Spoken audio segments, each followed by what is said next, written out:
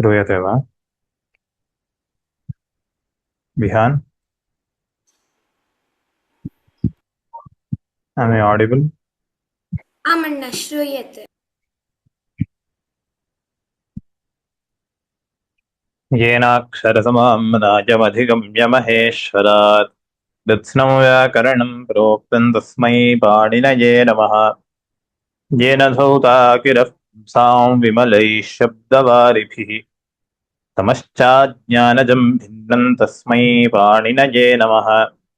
वाक्यकारं वररुचिं भाष्यकारं पतञ्जलिम् पाणिनिं सूत्रकारं च प्रणतोऽस्मि मुनित्रयम्।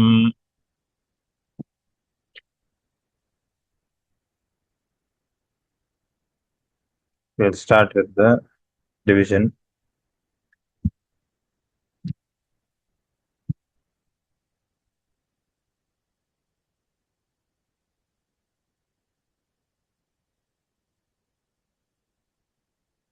ये ये तृतीयपादं वक्तुमिच्छन्ति कृपया हस्तमुन्नयन्तु. Those who would like to tell the third pada, can you raise your hand? Geeta Krishnamurthy Bhagini. Hari Om Mahoday. I only hope I don't mess up this time because there is From something which sutra would you like called to tell? Shruyate va? Shruyate. From which sutra would you like to tell? And I think it's the same for me because that's what I'm saying. I hope I don't mess up. I have this what you call forum phobia. Whenever I come to the class, I start getting very, very nervous. This happens in all the classes, and yesterday also it happened with Venkat Mahoday. That's why I'm very scared to raise my hand. Nothing like that, Bhagini. By practicing only, we will improve. I don't know whether I'm practicing doing mistakes or I'm practicing correcting these things. I don't know. No, you are doing correctly. I don't know. I'm very scared to raise my hand. So very sincerely, I'm confessing to you. I'm very scared to raise my hand. Okay. We'll start, Mahoday, with this? Yes. Yeah. Shri Gurubhyo Namah. अथ पाणिनीय सूत्र पाठे चतुर्थाध्याये तृतीय पादः युष्मदस्मदोरन्यतरस्यां खञ्च. Correct? Did I say that correct? Because I correct. Always had a problem. Okay. Correct. तस्मिन्नणि च युष्माकास्माकौ तव मकावेकवचने तव ममकौ एकवचने. Correct? एकवचने, right? तव ममकौ एकवचने. That's how I should split it, Mahoday. If you split, that is how we split, but it is better to tell together. Tavaka mamakaavekavachan. Okay. Tavaka mamakaavekavachane ardhadyat paravaradhamottama. Can you tell the previous sutra again? Ardhadyat paravaradhamottama purvacha दिक्पूर्वपदार्थैः च ग्रामजनपदैकदेशादैठ्यौ मध्याह्नः असाम्प्रतिके द्विपादनुसमुद्रं यैः कालाठ्यै श्राद्धे शरदः विभाषा रोगातपयोः निशाप्रदोषाभ्यां च श्वसस्तु च सन्धिवेलाधृतु नक्षत्रेभ्योऽर्न प्रावृषयेण्यः वर्षाभ्यष्टक छन्दसि ठञ् वसन्ताच्च हेमन्ताच सर्वे सर्वत्रांच तलोपश्च सायं चिरं प्रह्ना, isn't it, Mahoday? That is, how do you say that? Sayam सायञ्चिरं प्राह्णे प्रगे. प्राह्णे, okay, प्राह्णे, okay. सायं चिरं प्राह्णे प्रगे व्ययेभ्यष्टुलौ तुच्च. Do I say that again, Mahoday? No? You can Vibhasha repeat. Sorry, Mahoday? If you want to, you can repeat. No, because I don't know. I'm not very sure whether I said it correctly. So I thought you can correct me if I'm wrong. That is good. It was correct, but you're taking a lot of pauses. But anyhow, since you're practicing, it's okay. But that should be avoided. Okay. Sayam chiram pranha pragyevyebhya. Pranhe. Again. Sayam chiram pranhe pragyevyebhya. Correct? Stucha, that is. Stut. Avyayebhyashtutyulau. Stutyulau. Sayam chiram pranhe pragyevyebhyashtutyulau tucca. विभाषा पूर्वाह्ना पराह्नाभ्यां तत्र जातः प्रावृषष्टप संज्ञा प्रावृषष्टप संज्ञाया. Sorry? Mahapranam. How, Mahoday? Where is it, Mahapranam? Pravrishashtap. Thap, right? Yes. प्रावृषष्टप संज्ञायां शरदो पूर्वाह्ना पराह्नार्दा मूल प्रदोषा वस्कराध्वन् पंथच अमावास्याया वा अच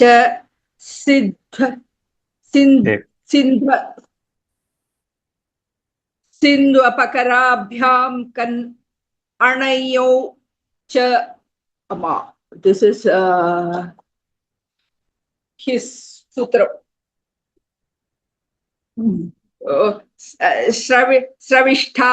Sravishta Palgunyanuradha Swa तितिष्य पूर्णर्वसु हस्त विशाखा षाढा बहुला लुक. Correct?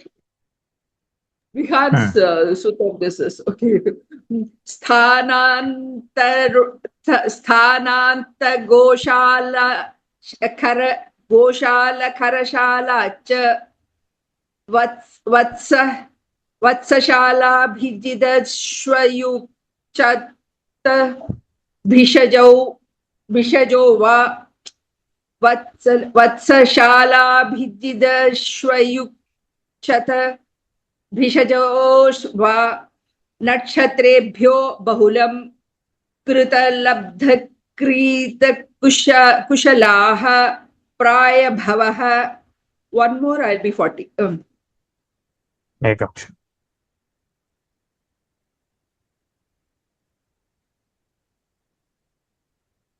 Drishyate. Are you able to see? Am drishyate. Upajanupakaranopani veshtak sambhute koshadhai kalat sadhu pushpyat patyamaneshu. Kinchit upari, Mahoday, kripaya. Alambeke. 47. 43. 40 ever. धन्यवाद. 43 तक पर्यन्तं उक्तवती. धन्यवादः. सोनिया भगिनी. 41. सम्भूते कोशाधन्य कालात् साधु पुष्प्यत्पच्यमानेषु उक्ते च आश्वयुज्यावुञ् ग्रीष्मवसन्तादन्यतरस्यां देयर्मृणे कलाप्यस् Dejamrine. Don't stress there. Dejamrine. देयमृणे Can you tell again? देयमृणे Okay. कलाप्यश्वत्थयवबुषाद्वुन् ग्रीष्मावरसमाद्वुञ् संवत्सराग्रहायनीभ्यान्थञ्च व्यहरति मृगः तदस्य सोढं तत्र भवः दिगादिभ्यो यत् शरीरावयवाच्च धृतिकुष्किकलशीवत्स्यस्त्यहेर्धन्य ग्रीवभ्योञ्च Again. ग्रीवाभ्योञ्च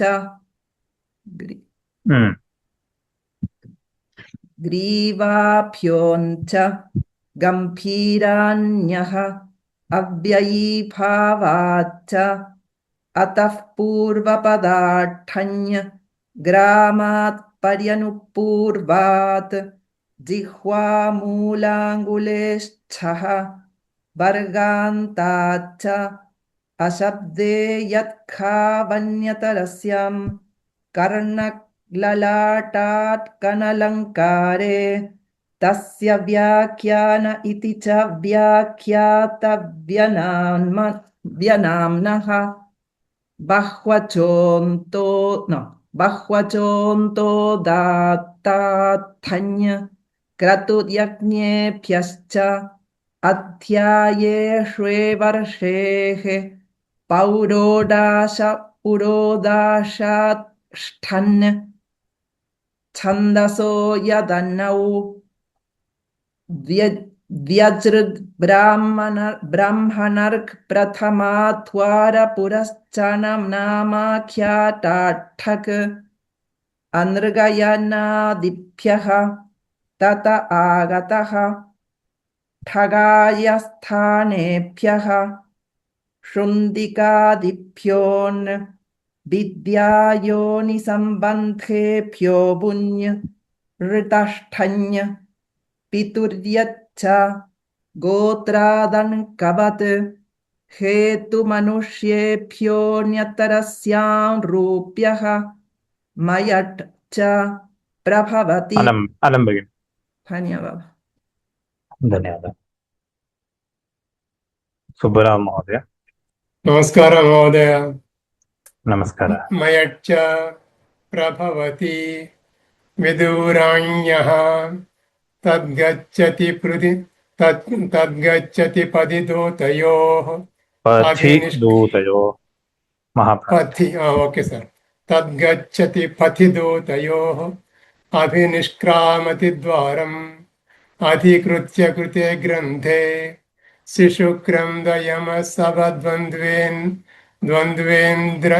द्वन्द्वेन्द्र जननाधिभ्यश्च सोऽस्य निवासः अभिजनश्च किञ्चित् स्क्रीन् ऊपर अभिजनश्च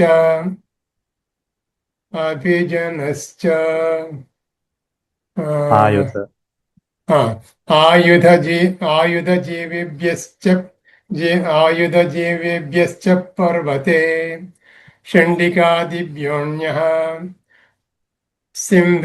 सिन्धुतक्षशिला something some other slokas have come, sir.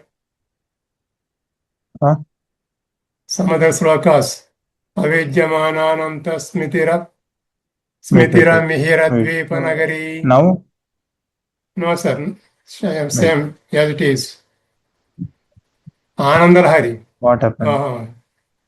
Okay, sir. Now okay. Sindhu Takshasila Divyanayo. What is visible now? Yes, sir. Okay. It is okay. Visible. What happened? सिन्धुतक्षशिलादिभ्योऽण्यौ तूदीशलतु वर्मति तूदी वर्मति शलातुर तूदीशलातुर वर्मति कूचवराडक् चण्डय्यकः भक्तिः अचित्ताददेशकालाट्टक महाराजाट्टन् वासुदेवार्जुनाभ्यां one गोत्रक्षत्रियाख्येभ्यो बहुलं one किञ्चित् ऊपर करना screen एकम्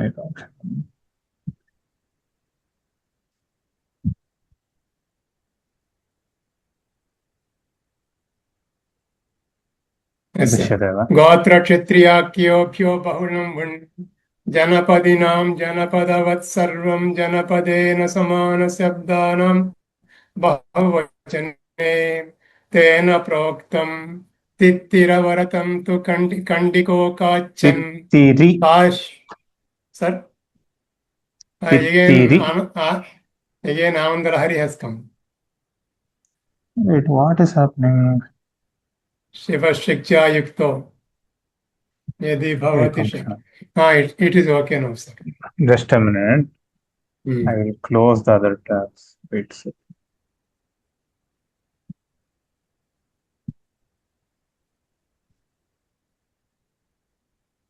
Just give me a second.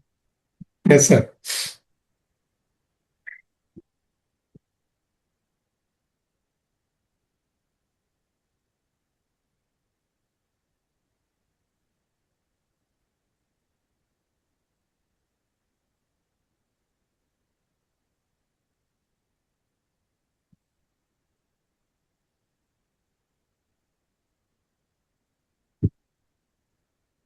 Is it visible now? Yes, sir, visible. So this is Tittiri. Yes, sir, Tittiri. Tittiri Varatam tu Kandiko Kachan Kashyapa Kaushikabhyam Mrushibhyam Ninihi Kalapi Vaishampayanam te Vasibhyascha Purana Prokteshu Brahmana Kalpeshu Shaunakadibhyachamdasi Khatacharaka Kalluko Kalapinon Kalapinon Chagalino Dinako Parashariya Shiralibhyam Bhikshu Natasutrayo Karmanda Can you tell that again? Sir, Can you tell that again? Yes, sir. Parashariya Shiralibhyam Bhikshu Natasutrayo. Okay, sir. Karmanda Krushashvadinihi Tenaika Krishashvadini. Karmanda Krushashvadinihi Tenaika Diko Tasischa Varasoyacha Upajñate Krute Grandhe Sanyayam Kulala Divyom Kshodra Brahmara Vatara Pada Padan Tasyedam Rathadhyata धन्यवाद अलम okay सर नमस्कार सर धन्यवाद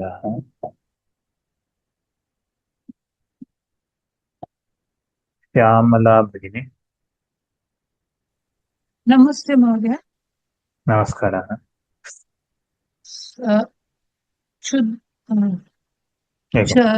121 onwards 121 रथाद्यत् पत्रपूर्वादं पत्राद्वर्युपरिषद्वश्च हलासिराट्ठक्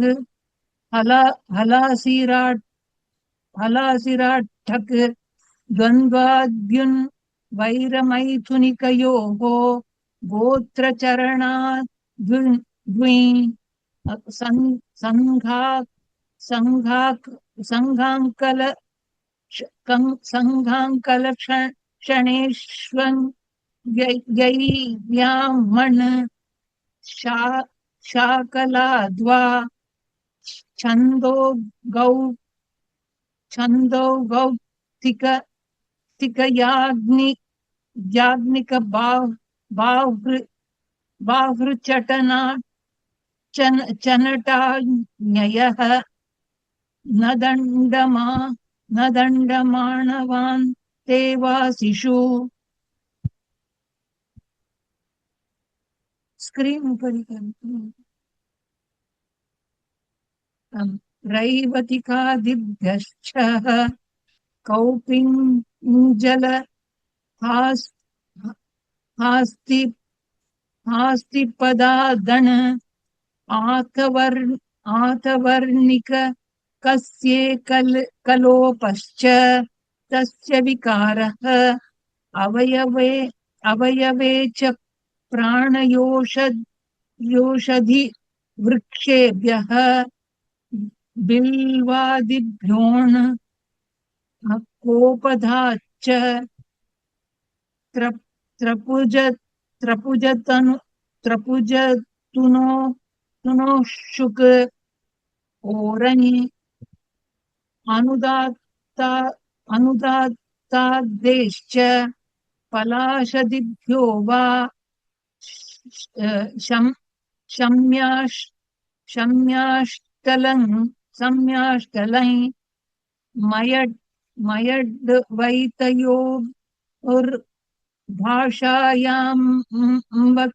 मवक्ष्यायाञ्छादनयोः नित्यं वृद्धशरादिभ्यः गोश्च पुरीषे पिष्टाच्च संज्ञायां कन् व्रीहे पुरोडाशे असंज्ञायां तिलयवाभ्यां द्यक्ष screen उपरि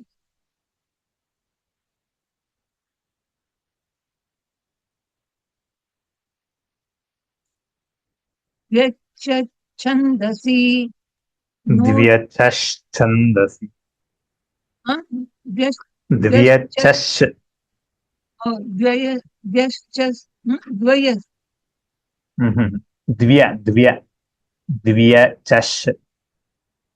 द्व्यचश् द्व्यश्चन्दसि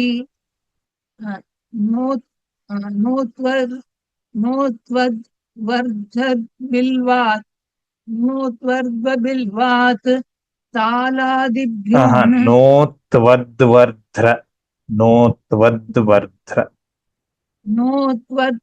नोत्वद्वर्ध्र बिल्वात् तालादिभ्योन जातुरूपेभ्यः परिमाणे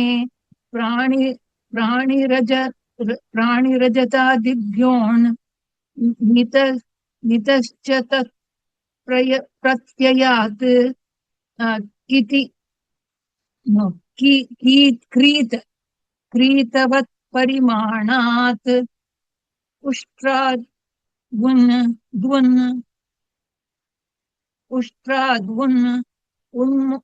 उन्मूर्णयोर्वा एण्याढ्यै गोपयसोर्यत् द्रोश्च माने वयः फले लुक्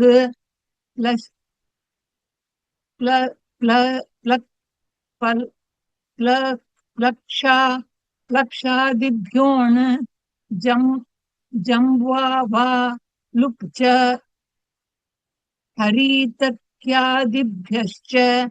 कंसीय परशव्ययोर्यञ्ञौ लुक् च न्यायौ लुक् च न्यायौ नो ययञौ लुक् च युष्मद्धेमन्तात् सम्भूते ग्रामात् हेतुतेन स्तात् पलाशी न दृश्यते महोदय। हा, पलाशादिभ्यो द्रोश्चाष्टौ इति पाणिनीयसूत्रपाठे चतुर्थाध्याये तृतीयः पादः। धन्यवादः महोदय। धन्यवादाः। Hetal Bhatt.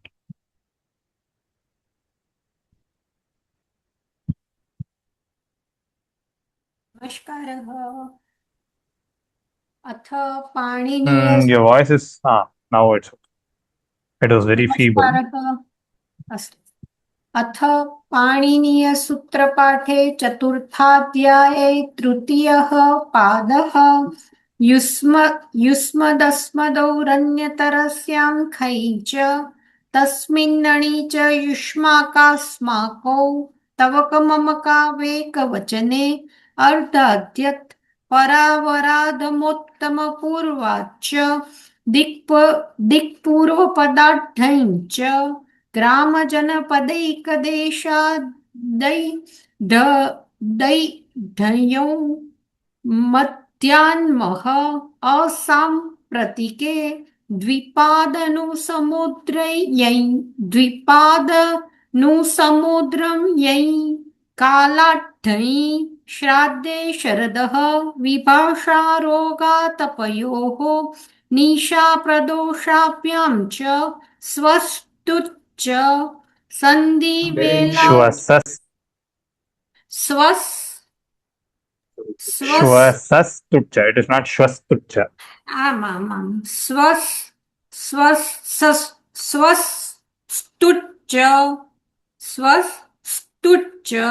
It is not shvasastut. Shvasas. स्वसस्तुच्च सन्धिवेला धृतुनक्षत्रेभ्यो न प्रावृष्ण्यः वर्षाभ्यष्टक छन्दसि ढञि वसन्ताच्च हेमन्ताच्च सर्वत्राण्यच् तलोपश्च सायं चिरं प्राणहे प्रगे व्ययेभ्यष्ट युलौ तुट च विपाशा पुर्हवाण पराणहाभ्यां तत्र जातः प्रावुष्ठप संज्ञायां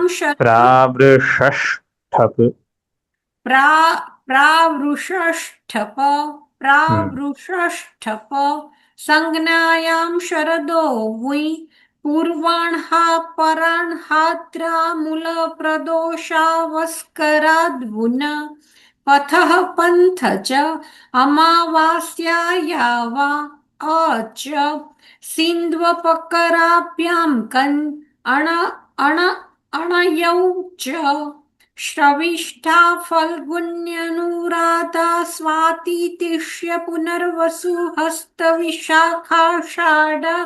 बहुलालुक स्थानांत गोशाल खरशालाच्च वत्सशाला बीजिदश्वयुक्षतभिषजो वा नक्षत्रेभ्यो बहुलं कृतलब्धकृतकुशलाः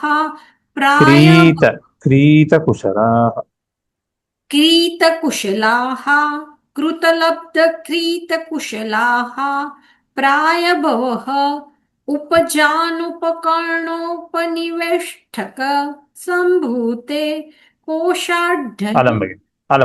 धन्यवादः। संपूर्णं भगिनी। नमस्कारः महोदय। नमस्कारः। कोशार्थं कालात् साधु पुष्पयत् पच्यमानेषु उक्ते च आश्वयुज्यावुं ग्रीष्म वसन्तादन्यतरस्यां तेयमृणे कलाभ्यस्वत् यवभुसाद्वुन् ग्रीष्मावर समात् वुन् संवत्सराग्रह ग्रहायनीभ्यां टञ्च टञ्च व्याहरति मृगः तदस्य सोढं तत्र भवः दिहादिव्यो यत् शरीरावयवाच्च धृती कुक्षी कलशी वस्यस्य हेर्डङ् ग्रीवाभ्यो ग्रीवाभ्यो अंच गंभीरान्ययः अव्ययीभावाच्च अन्तःपूर्वपतात् ठङ् ग्रामात् पर्यनु पूर्वात् जिह्वामूलाङ्कुलेश्चः वर्गान्ताच्च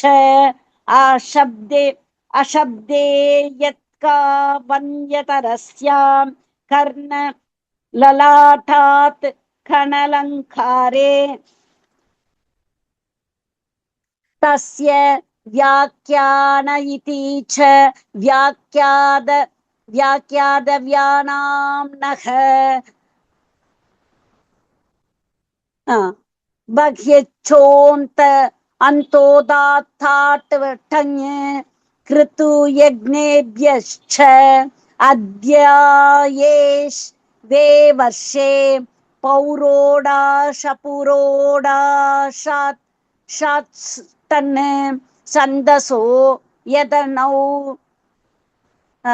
द्वय झृद् भ्राग्यनर्क प्रथमात्वर द्व्यजृद् ध्वजऋत् भ्राग्यनर्क प्रथमात्वर पुरश्चरणानाम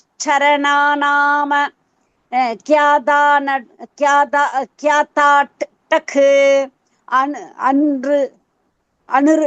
अनृगयनादिभ्यः अनृगयनादिभ्यः तत आगतः टहायस्तानेभ्यः शुण्डिकादिभ्यो अन् विद्यायोनिसम्बन्धोभ्यो उञ् Vidya, can you tell again? विद्यायोनिसम्बन्धेभ्यो उन् सम्यक्. रुदष्टङ् पितुर्यच्च गोत्रादङ् गोत्रातड् इति एव भगिनी महोदय. गोत्रादङ्क. ओ गोत्र दङ्गवत् हेतु मनुष्येभ्यो अन्यतरस्यां रूप्यक मयट् च प्रभवति विदुराज्ञयः तत् गच्छति प्रतिदूतयोगो कामति द्वारम् अधिकृत्य कृते घ्रन्ते शिशुघ्रन्त यमसभ द्वन्तेऽत्र जननादिभ्यश्च सोऽस्य निवासः अभिजनश्च आयुध. अलं भगिनि, अलमनु. धन्यवादः महोदय. धन्यवादः. Devvrat.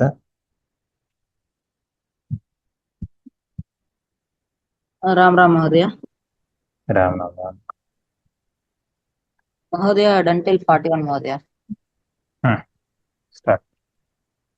41. Okay, then will you tell from the start? Yes, actually महोदय. yesterday you told till 20, right? Tell from 21. Okay महोदय. हेमन्ताच्च सर्वत्राञ्च तलोपश्च सायं चिरं प्राह्णे प्रगे येभ्यष्ट्युट्युलो तुच्च विभाषा पूर्वाह्नः पराह्नाभ्यां तत्र जातः प्रावृषष्ठप संज्ञायां शरदो वुन्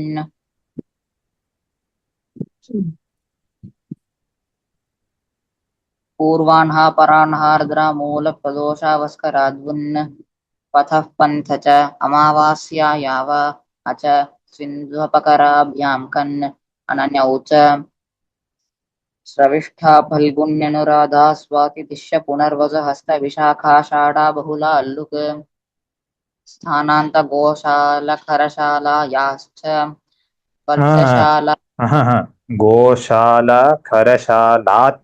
There is no yakara there. Okay महोदय स्थानान्तगोशालखरशालाश्च Shalach. That's it. ओके महोदय वत्सशालाभिजित यश्वक्षतभिषजो वा Tell that sutra नक्षत्रे again. Vatsashala. वत्सशालाभिजित यश्वक्षतभिषजो वा Vatsashala Bhijidashvayuk Chatabhishajova. ओके महोदय वत्सशालाभिजित युष्वक्षतभिषजो Vatsashala Bhijidashva. Vatsashala. Actually, it is Abhijit. Vatsashala Bhijidashva. Okay महोदय वत्सशालाभिजिदश्वयुक्षतभिषजो वा You are telling Bhijashva. Bhijidashva. Okay महोदय वत्सशालाभिजिदश्वयुक्षतभिषजो वा नक्षत्रेभ्यो बहुलं कृतलब्धक्रीतक्षलाः प्रायभवः उपजानूपकर्णनोपनिवेष्टत् सम्भूते Samit. धन्यवादः Well recited. Practice. ओके महोदय धन्यवादः धन्यवादः. भरणीश्वरी. नमस्ते महोदय। नमस्कारः.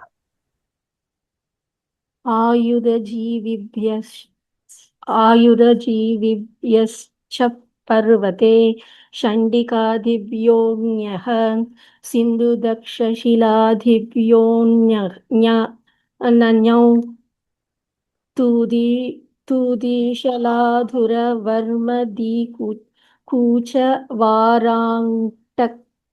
तूदिशलाधुरवर्मदीकूचवाराङ्टच्छण्डयक् भक्तिः Dhanyakah. डङ्यकः भक्तिः Can you tell that again? Tudishalatura. तूदिशलाधुरवर्मदीकूचवाराङ्टच्छण्ड Varadhak. वाराण्टक् Dada. Varadhak. वाराढक् चण्डयकः shall I say Continue. भक्तिः अचित्ताधदेशकालाडक् डडक् महाराजा Achitta desha kalathak. Kalathak. अचित्तदेशकाला desha. कालाटक Kalathak. कालाटक महाराजाटैं वासुदेवार्जुनाभ्याम् उन् गोत्रक्षत्रियाख्येभ्यो बहुलं उयि जनपदीनां जनपदवत् सर्वं जनपदेन समानशब्दानां बहुवचने देन प्रोक्तं तित्तिरवरतन्धुकण्डीकोकाचन् So that is Tittiri. So here, okay it is not Tittira. okay तित्तिरीवरतन्धुकण्डीकोकाचन् काश्यपकौशिकाभ्यां ऋषिभ्यां निनिः कलापि वैशम्पायनान्ते वासिभ्यश्च पुरान् प्रोक्तेषु ब्राह्मणकल्पेषु सौनकादिभ्यश्छन्दसि कटच्चरकाल्लुक् कलापिनोन् चघलिनो टिनुक् पाराशर्यशिलालिभ्यां भिक्षुनक्षूत्रयोः कर्मन्त भिक्षुनटसूत्रयोः पाराशर्यशिलालिभ्यां भिक्षुनटसूत्रयोः सूत्र. It is not sha. Okay. भिक्षुनटसूत्रयोः कृशाश्वादिनी भरणेश्वरी भगिनी धन्यवादः. Okay. धन्यवादः.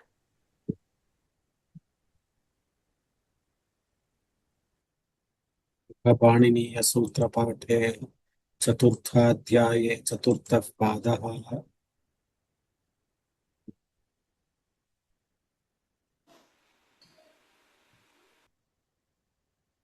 विहन् अस्ति वा? अंसरस्मि. वदतु. अथ पाणिनीयसूत्रपाठे चतुर्थाध्याये चतुर्थः पादः. अथ पाणिनीयसूत्रपाठे चतुर्थाध्याये चतुर्थः पादः. प्राग्वहतेष्ठक्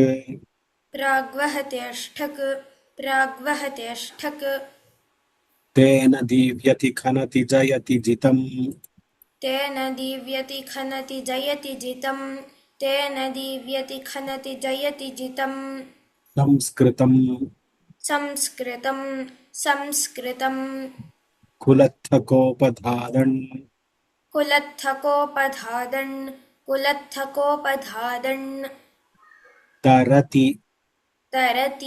तरति गोपुच्छाट्ठै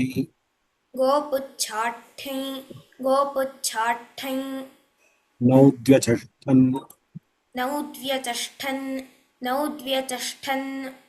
चरति आकर्षात् ष्ठल्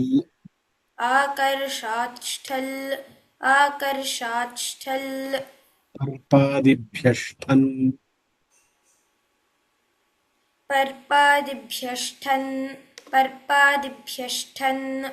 वेतनादिभ्यो जीवति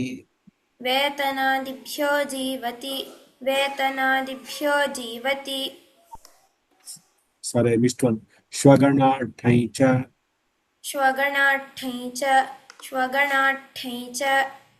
वेतनादिभ्यो जीवति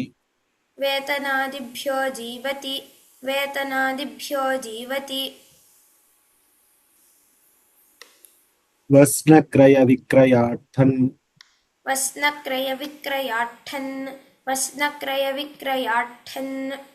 आयुधाच्छ च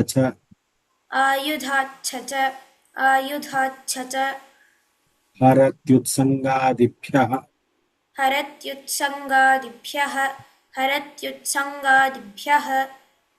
भस्त्रादिभ्यष्ठन्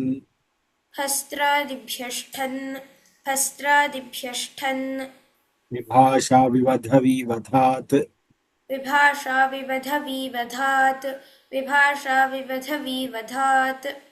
अन्कुटिलिकायाः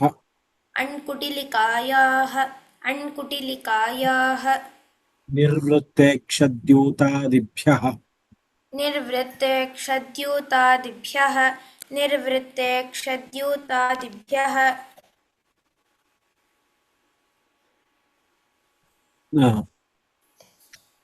तेर्मं नित्यम्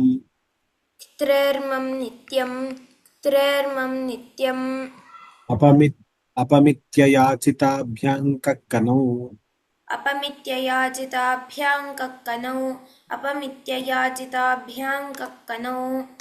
संसृष्टे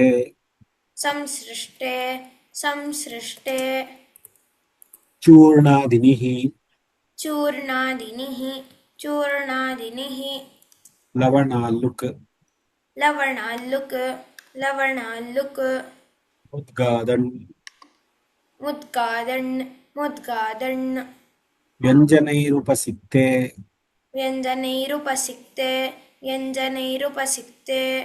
ओजःसहोऽम्भसा वर्तते ओजस्सहोऽम्भसा वर्तते ओजस्सहोऽम्भसा वर्तते तत्प्रत्यनुपूर्वमीपलोमप तत्प्रत्यनु तत्प्रत्यनुपूर्वमीपलोमकूलम् तत्प्रत्यनुपूर्वमीपलोमकूलं तत्प्रत्यनुपूर्वमीपलोमकूलम् परिमुखं च परिमुखं च प्रयच्छति गर्ह्यं प्रयच्छति गर्ह्यम्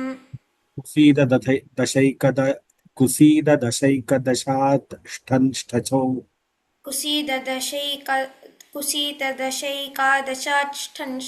कुसीदशैकादशाष्ठञ्ष्ठचौ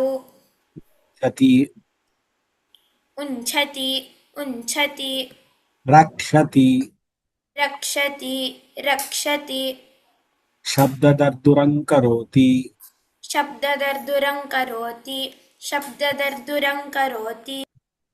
पक्षिमत्स्यमृगान् हन्ति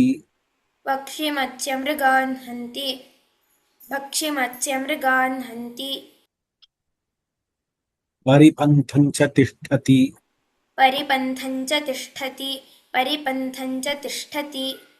माथोत्तरपदपदव्यनुपदं धावति माथोत्तरपदपदव्यनुपदं धावति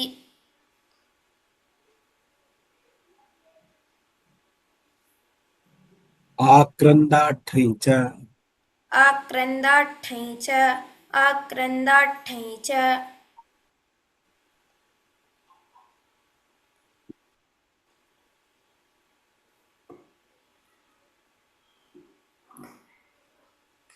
पदोत्तरपदं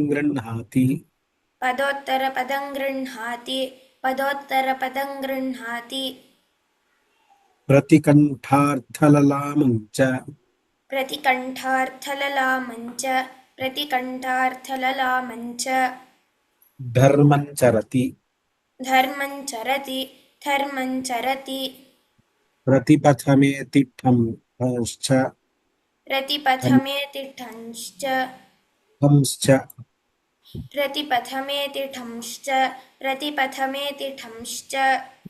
समवायान् समवैति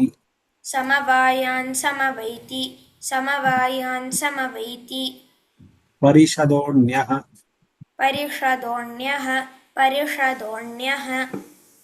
सेनायावा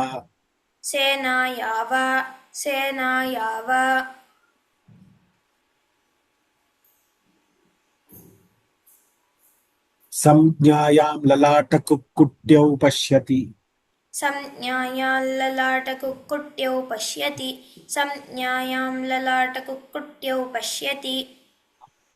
तस्य धर्म्यम्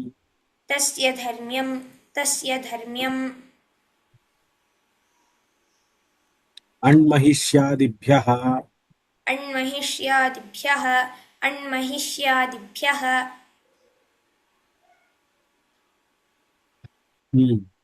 ऋतोञ्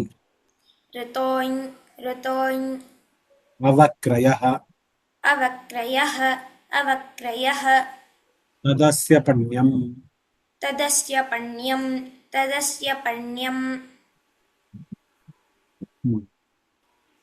लवणाठ्यै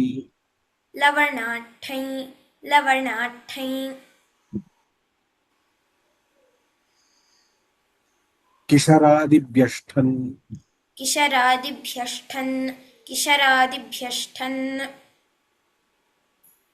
शलालुनोऽन्यतरस्याम्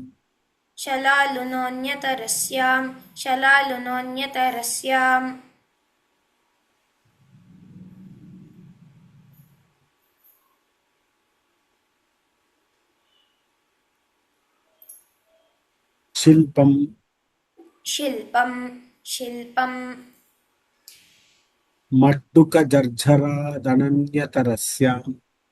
मड्डुकझर्झरादनन्यतरस्याम् प्रहरणम्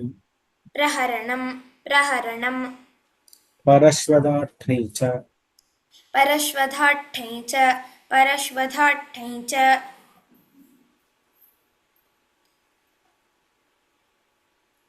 शक्तियष्ट्योरीकक् शक्तियष्ट्योरीकक् शक्तियष्ट्योरीकक् अस्ति नास्ति दिष्टं मतिः अस्ति नास्ति दिष्टं मतिः अस्ति नास्ति दिष्टं मतिः शीलं शीलं शीलं छत्रादिभ्यो नः छत्रादिभ्यो नः छत्रादिभ्यो नः कर्माध्ययने वृत्तम् कर्माध्ययने वृत्तं कर्माध्ययने वृत्तं बह्वच् पूर्वपदार्थैः बह्वच् पूर्वपदार्थैः बह्वच् पूर्वपदार्थैः